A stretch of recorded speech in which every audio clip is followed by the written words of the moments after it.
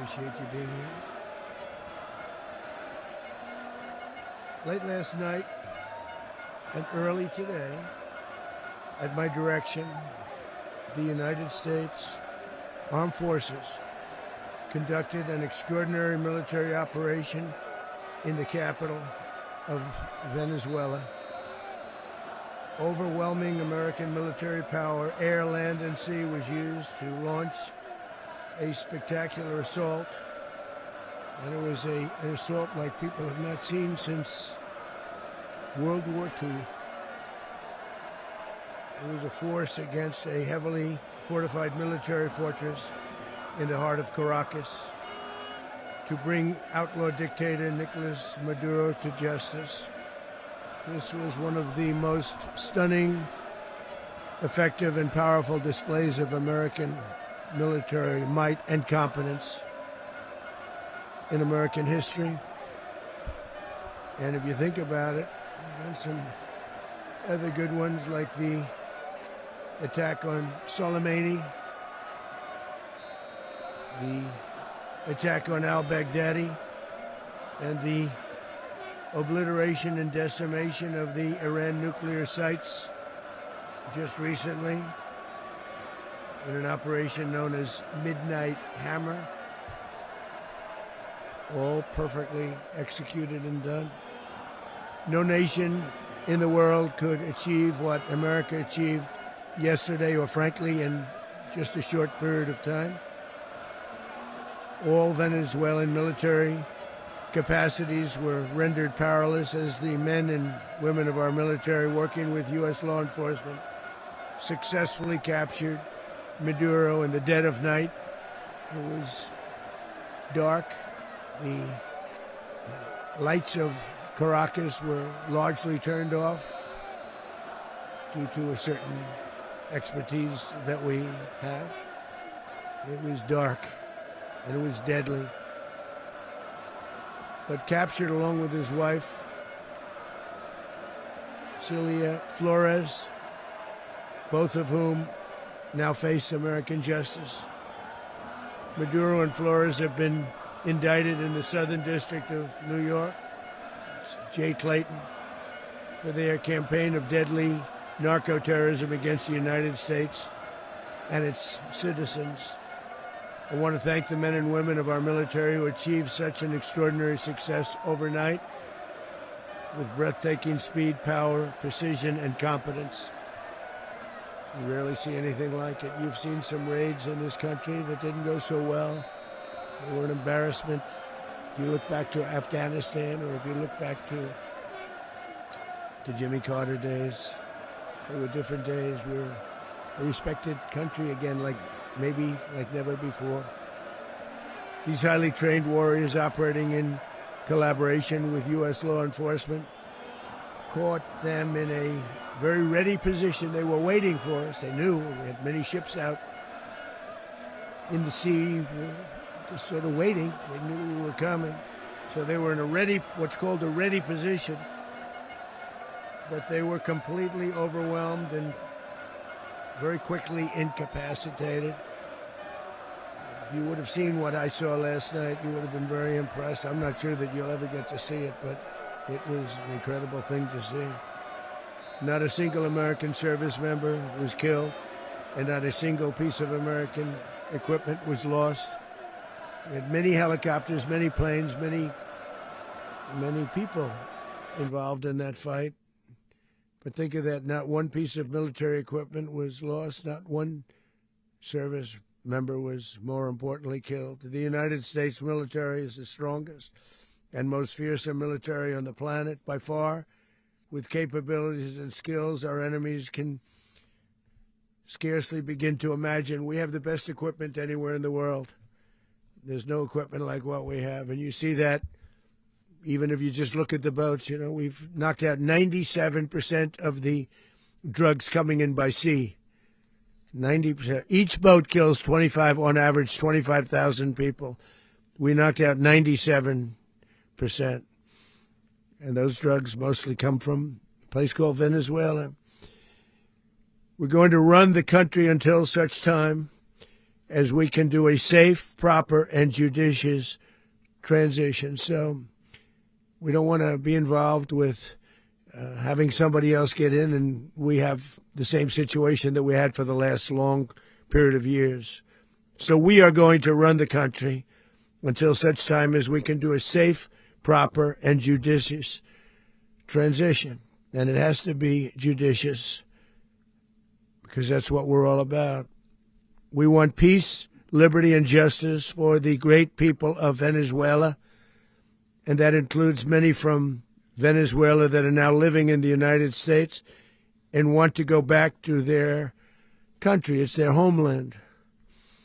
We can't take a chance that somebody else takes over Venezuela that doesn't have the good of the Venezuelan people in mind. We've had decades of that. We're not going to let that happen. We're there now, and what people don't understand, but they understand as I say this, we're there now, but we're going to stay until such time as the proper transition can take place. So we're going to stay until such time as we're going to run it, essentially, until such time as a proper transition can take place.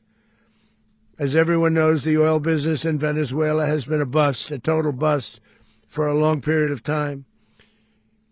They were pumping almost nothing by comparison to what they could have been pumping and what could have taken place. We're going to have our very large United States oil companies, the biggest anywhere in the world, go in, spend billions of dollars, fix the badly broken infrastructure, the oil infrastructure, and start making money for the country. And we are ready to stage a second and much larger attack if we need to do so. So we were prepared to do a second wave if we needed to do so. We actually assumed that a second wave would be necessary, but now it's probably not.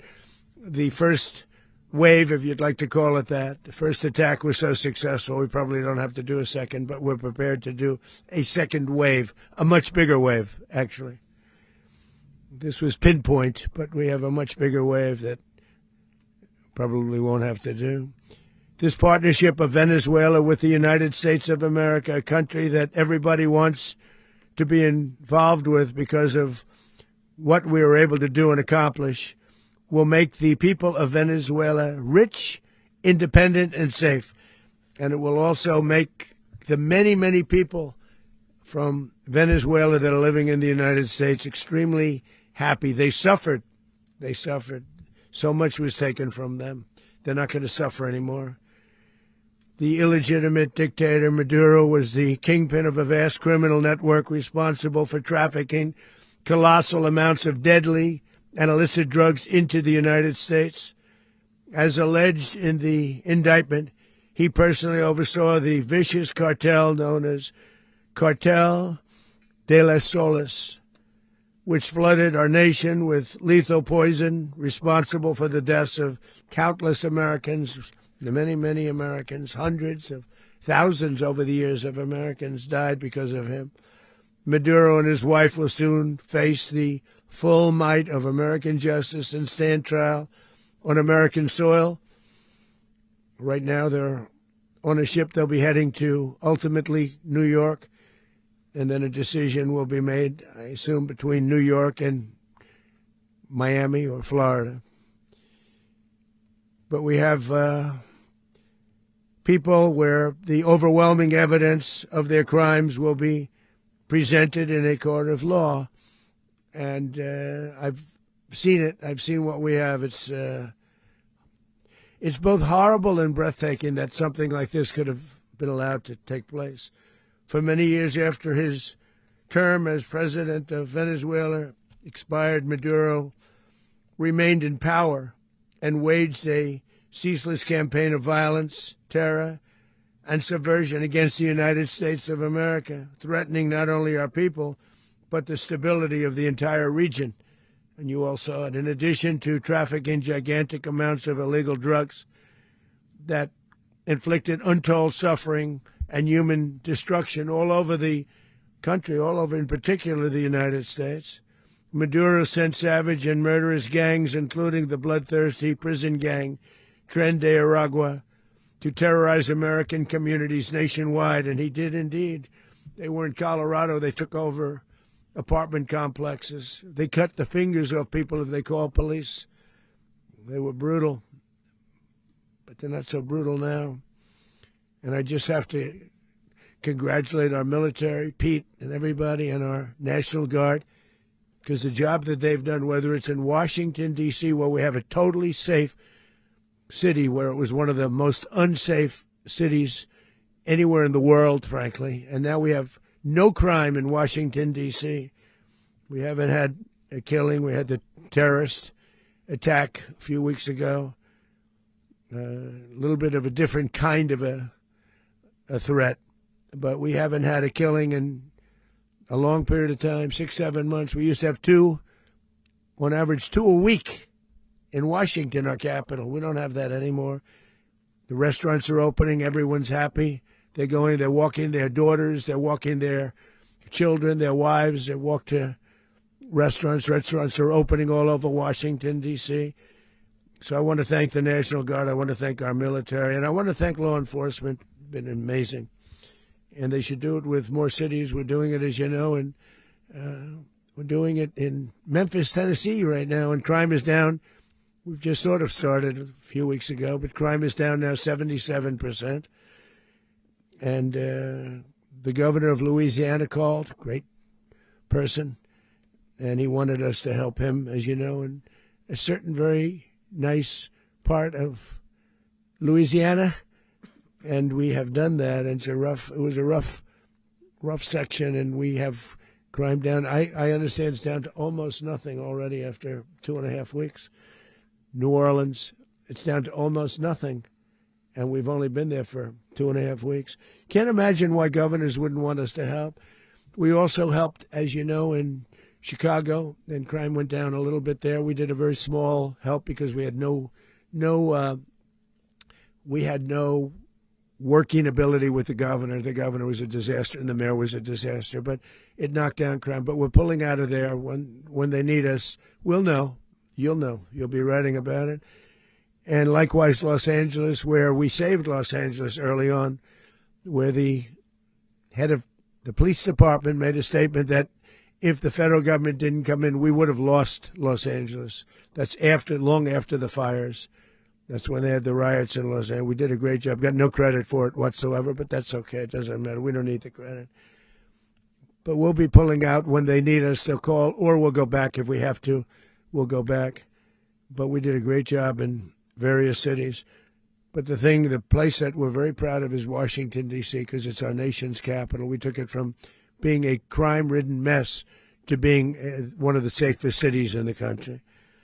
But the gangs that they sent raped, tortured, and murdered American women and children. They were in all of the cities I mentioned, Tren de Aragua. And they were sent by Maduro to terrorize our people, and now Maduro will never again be able to threaten an American citizen or anybody from Venezuela. There will no longer be threats. For years I've highlighted the stories of those innocent Americans whose lives were so heartlessly robbed by this Venezuelan terrorist organization. Really one of the worst. One of the worst, they say the worst. Americans like 12-year-old Jocelyn Nungari from Houston. Beautiful Jocelyn Nungari, what happened to her? They, as you know, they kidnapped, assaulted, and murdered by Tren de Aragua animals. They murdered Jocelyn and left her dead under the bridge. There was a bridge that will never be the same to so many people after seeing what happened. As I've said many times, the Maduro regime emptied out their prisons, sent their worst and most violent monsters into the United States to steal American lives. And they came from mental institutions and insane asylums. They came from prisons and jails. The reason I say both, they sound similar. Actually, prisons a little bit more hostile, a little bit tougher. a mental institution isn't as tough as an insane asylum, but we got them both. They sent from their mental institutions. They sent from their jails, prisons. They were drug dealers. They were drug kingpins. They sent everybody bad into the United States, but no longer. And we have now a border where nobody gets through. In addition, Venezuela unilaterally seized and stole American oil, American assets, and American platforms, costing us billions and billions of dollars. They did this a while ago, but we never had a president that did anything about it. They took all of our property. It was our property. We built it. And we never had a president that decided to do anything about it. Instead, they fought wars that were 10,000 miles away.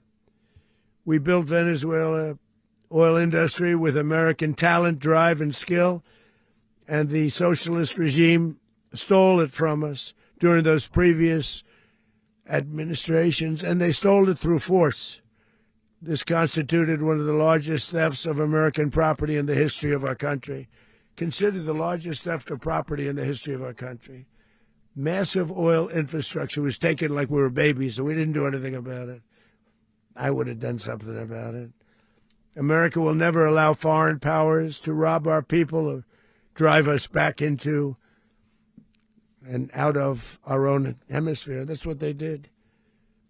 Furthermore, under the now deposed dictator Maduro, Venezuela was increasingly hosting foreign adversaries in our region and acquiring menacing offensive weapons that could threaten U.S. interests and lives. And they used those weapons last night. Potentially in league with the cartels operating along our border. All of these actions were in gross violation of the core principles of American foreign policy, dating back more than 2 centuries, and not anymore. All the way back, it dated to the Monroe Doctrines, and the Monroe Doctrine is a big deal, but we've superseded it by a lot, by a real lot. They now call it the Monroe Document. I don't know. It's Monroe Doctrine. We sort of forgot about it. It was very important, but we forgot about it. We don't forget about it anymore. Under our new national security strategy, American dominance in the Western Hemisphere will never be questioned again. Won't happen. So just in concluding, for decades, other administrations have neglected or even contributed to these growing security threats in the Western Hemisphere. Under the Trump administration, we are reasserting American power in a very powerful way in our home region. And our home region is very different than it was just a short while ago. The future will be, and we did this in my first term. We had great dominance in my first term, and we have far greater dominance right now. Everyone's coming back to us. The future will be determined by the ability to protect commerce and territory and resources that are core to national security. These are core to our national security. Just like tariffs are, they've made our country rich, and they've made our national security stronger than ever before. But these are the iron laws that have always determined global power. And we're going to keep it that way. We will secure our borders. We will stop the terrorists. We will crash the cartels. And we will defend our citizens against all threats, foreign and domestic. Other presidents may have lacked the courage or whatever to defend America. But I will never allow terrorists and criminals to operate with impunity against the United States. This extremely successful operation should serve as warning to anyone who would threaten American sovereignty or endanger American lives. Very importantly, the embargo on all Venezuelan oil remains in full effect. The American armada remains poised in position, and the United States retains all military options until United States demands have been fully met and fully satisfied. All political and military figures in Venezuela should understand what happened to Maduro can happen to them, and it will happen to them if they aren't just fair, even to their people. The dictator and terrorist, Maduro, is finally gone in Venezuela. People are free. They're free again. It's been a long time for them, but they're free. America is a safer nation. This morning, it's a prouder nation this morning because it didn't allow this horrible person and this country that was doing very bad things to us. It didn't allow it to happen. And the Western Hemisphere is right now a much safer place to be. So I want to thank everybody for being here. I want to thank General Raisin Kane. He's a fantastic man. I've worked with a lot of generals. I worked with some I didn't like. I worked with some I didn't respect. I worked with some that just weren't good. But this guy is fantastic. I watched last night one of the most precise attacks on sovereignty. I mean, it was an attack for justice. And I'm very proud of him, and I'm very proud of our Secretary of War, Pete Hegseth, who I'm going to ask to say a few words. Thank you very much.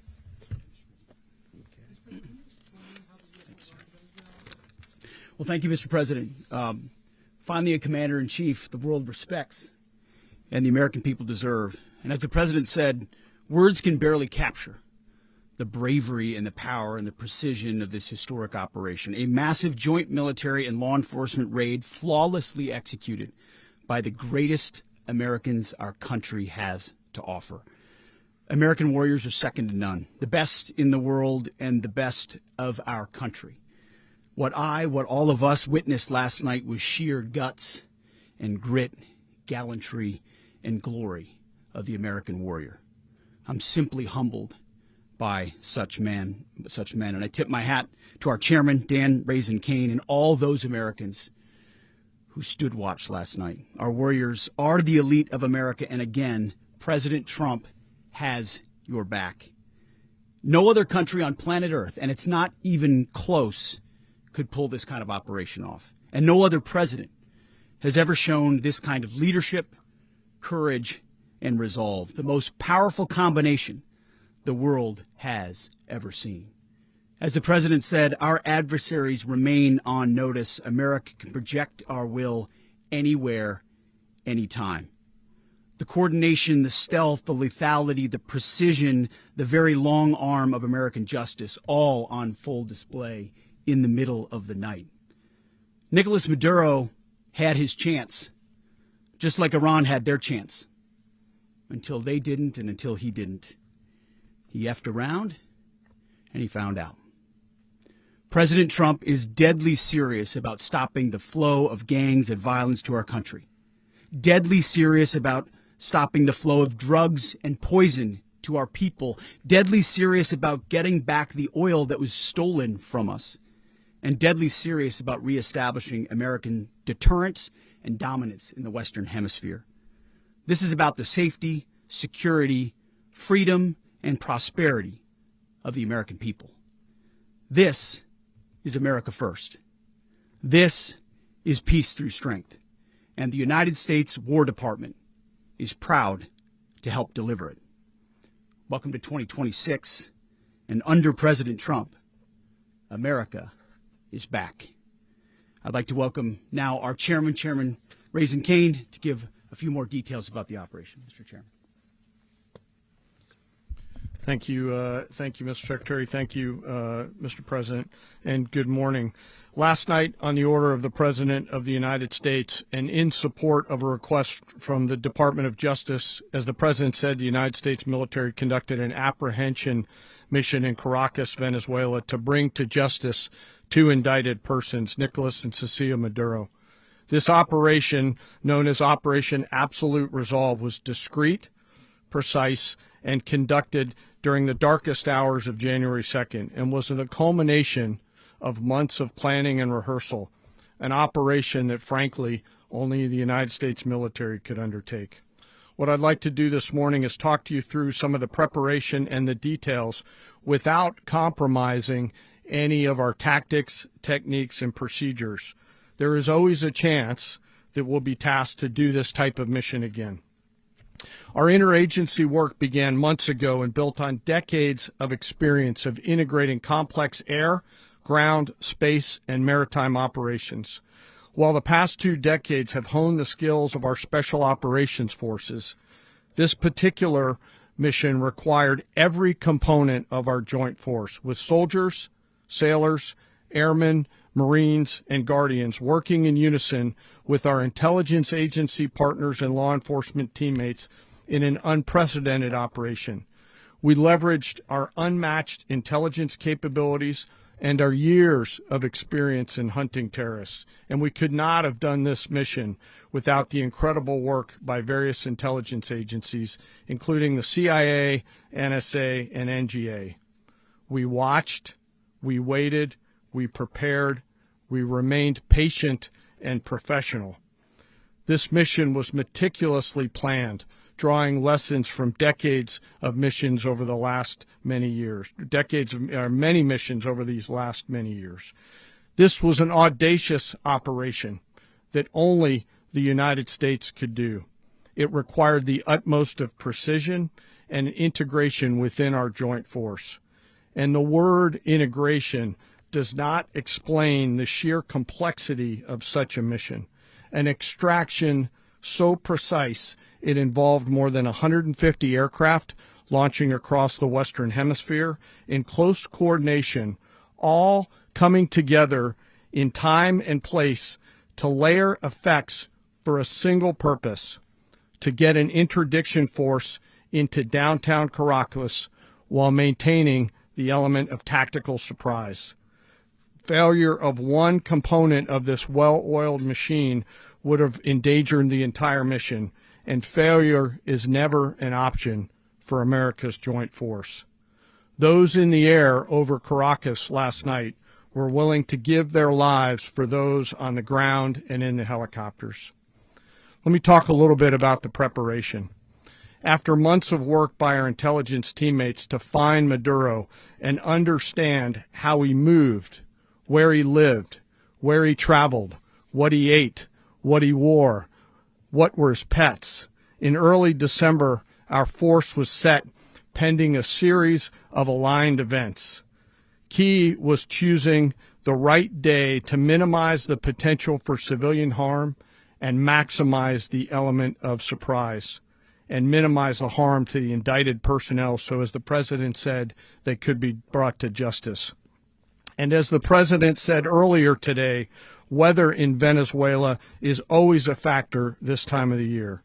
And over the weeks through Christmas and New Year's, the men and women of the United States military sat ready, patiently waiting for the right triggers to be met and the president to order us into action. Last night, the weather broke just enough, clearing a path that only the most skilled aviators in the world could maneuver through. Ocean, mountain, low cloud ceilings, but when tasked with a mission, this organization does not quit. At 10:46 p.m. Eastern Time last night, the president ordered the United States military to move forward with this mission.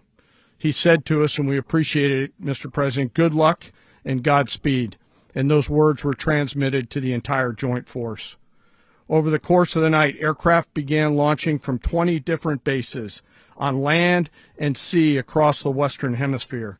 In total, more than 150 aircraft, bombers, fighters, intelligence, reconnaissance, surveillance, rotary wing were in the air last night. Thousands and thousands of hours of experience were airborne. Our youngest crew member was 20, and our oldest crew member was 49, and there's simply no match for American military might. As the night began, the helicopters took off with the extraction force, which included law enforcement officers, and began their flight into Venezuela at 100 feet above the water. As they approached Venezuelan shores, the United States began layering different effects provided by Spacecom, Cybercom, and other members of the interagency to create a pathway. Overhead, those forces were protected by aircraft from the United States Marines, the United States Navy, the United States Air Force, and the Air National Guard. The force included F-22s, F-35s, F-18s, EA-18s, E-2s, B-1 bombers, and other support aircraft, as well as numerous remotely piloted drones. As the force began to approach Caracas, the Joint Air Component began dismantling and disabling the air defense systems in Venezuela, employing weapons to ensure the safe passage of the helicopters into the target area.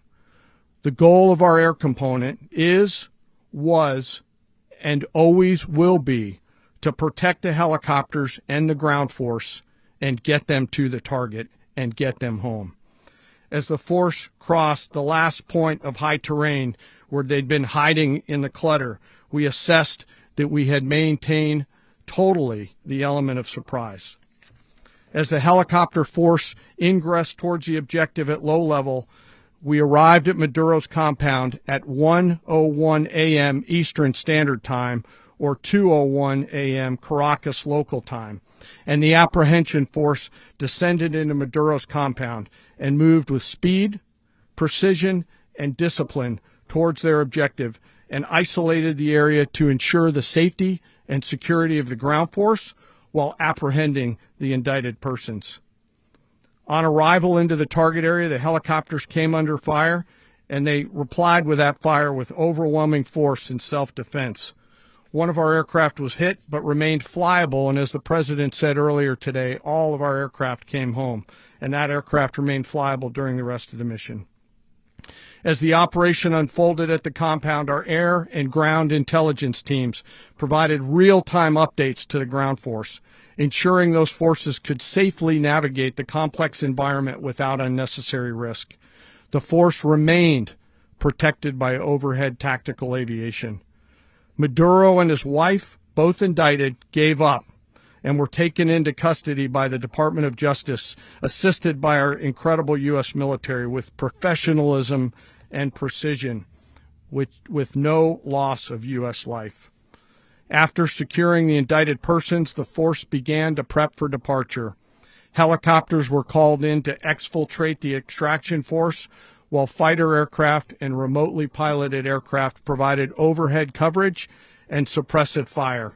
There were multiple self-defense engagements as the force began to withdraw out of Venezuela.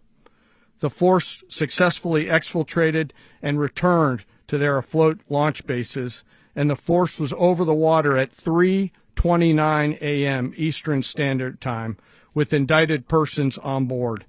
And both Maduro and his wife were embarked aboard the USS Iwo Jima. In closing, what we've witnessed today is a powerful demonstration of America's joint force. We think, we develop, we train, we rehearse, we debrief, we rehearse again and again, not to get it right, but to ensure that we cannot get it wrong. Our jobs are to integrate combat power so when the order comes, we can deliver overwhelming force at the time and the place of our choosing against any foe anywhere in the world. I am immensely proud today of our joint force and filled with gratitude to represent them here today. There is simply no mission too difficult for these incredible professionals and the families that stand by them and support them.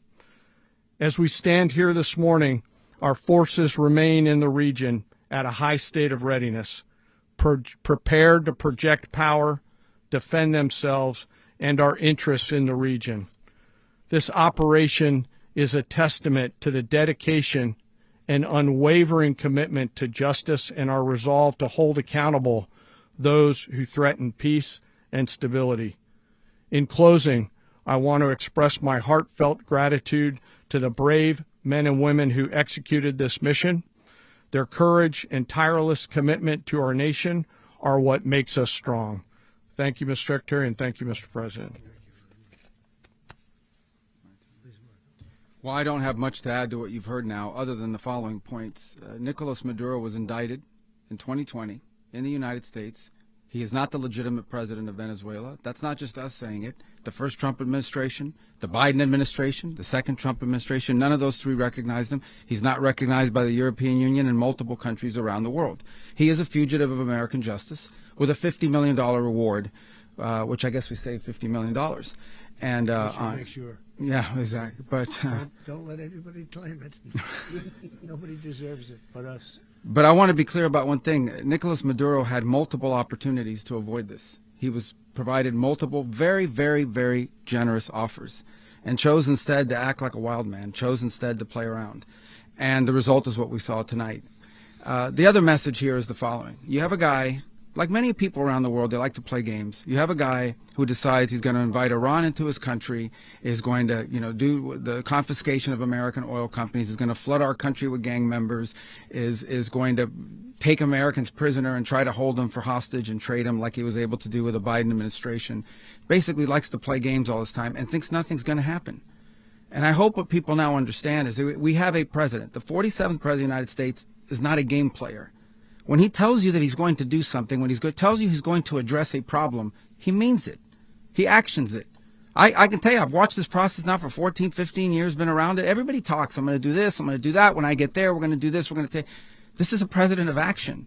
Like, I don't understand yet how they haven't figured this out. And now, if you don't know, now you know. Because this is the way it's going to play out. And I think people need to understand that this is not a president that just talks and does letters and press conferences. And, if he says he's serious about something, he means it. And this is something that was a direct threat to the national interest of the United States, and the president addressed it. There's a president of peace, by the way. I told you what I just said earlier. This guy had multiple opportunities to find his way somewhere else and figure out another. He could have been living somewhere else right now, very happy, but instead he wanted to play big boy. And so now, he's got other sets of problems on his hands.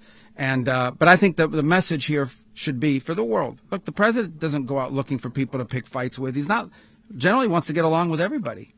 We'll talk and meet with anybody, but don't play games. Don't play games with this president's in office, because it's not going to turn out well. And so I hope that I guess that lesson was learned last night, and we hope it'll be instructive moving forward. Is that a message for Cuba, Mr. President?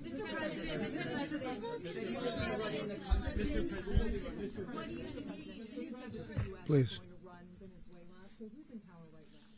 Well, we're going to be running it with a group, and we're going to make sure it's run properly. We're going to rebuild the oil infrastructure, which will cost billions of dollars. It'll be paid for by the oil companies directly. They will be reimbursed for what they're doing, but that's going to be paid. And we're going to get the oil flowing the way it should be. As you know, it was just a minor flow. It was actually a minor flow for what they have. But we're going to run it properly, and we're going to make sure the people of Venezuela are taken care of. We're going to make sure the people that were forced out of Venezuela by this thug are also taken care of. President, does the U.S. running the country mean that U.S. troops will be on the ground? How will that work? Well, they always say boots on the ground. So we're not afraid of boots on the ground if we have to have. We had boots on the ground last night at a very high level, actually. We're not afraid of it. We don't mind saying it. But we're going to make sure that country is run properly. We're not doing